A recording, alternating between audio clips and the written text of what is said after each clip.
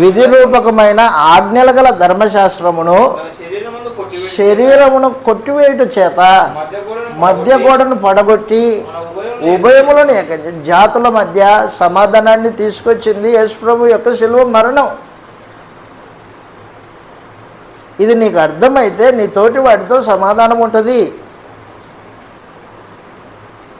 అసలు యేసు ప్రభు శిలువ వేయబడింది దేనికోసము? నీకు ఇంకొకరి మీద ఎవరితో పగొద్దు, ద్వేషం వద్దు, ఏ విధమైన భేదాలు వద్దు. అందుకోసం కదా కృష్ణ ప్రభు శిలువ వేయబడింది. ఇది నువ్వు జ్ఞాపకం చేసుకోకుండా కేవలం వచ్చి రొట్టె తీసుకుంటావు, తింటావు, వెళ్ళిపోతావు, నీ పని నీదే. నీ బుద్ధి ఎదుటోటి మీద పగ, కక్ష, ద్వేషమే. ప్రేమ లేదు, ఆదరణ లేదు, ఉపకారం లేదు, క్షమాబుద్ధి లేదు నీకు.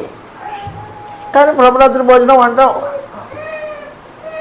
ప్రభురాత్రి భోజనం చేసుకుని వెళ్ళిపోయిన తర్వాత నేను ఈ రోజున ఆరాధన చేసి వచ్చాను అంటావు. ఎవరు అంగీకరిస్తారు? కాబట్టి ప్రియులారా, దయచేసి గుర్తుపెట్టుకో, ప్రభురాత్రి భోజనం అనేది యేసు ప్రభు యొక్క సహవాసానికి సంబంధించింది. కొత్త జన్మెత్తిన వారు ప్రభుతో పాటు కలిసి చేసే సహవాస భోజనం అది. నువ్వు కొత్త జన్మ ఎత్తావన్నది గ్యారెంటీ అయితే నీలో ఎదుటివాడి మీద పగ, కక్ష, ద్వేషము ఉండకూడదు. నీ ప్రాచీన స్వభావం ఆయనతో పాటు సిలువేయబడిందై ఉండాలి.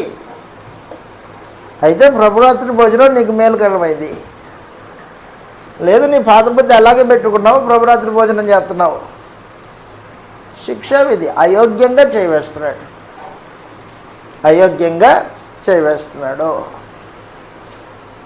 ప్రభురాత్రి భోజనం చేసేటప్పుడు తోటి వాటితో సమాధానం ఉందా లేదో చూసుకోవాలి.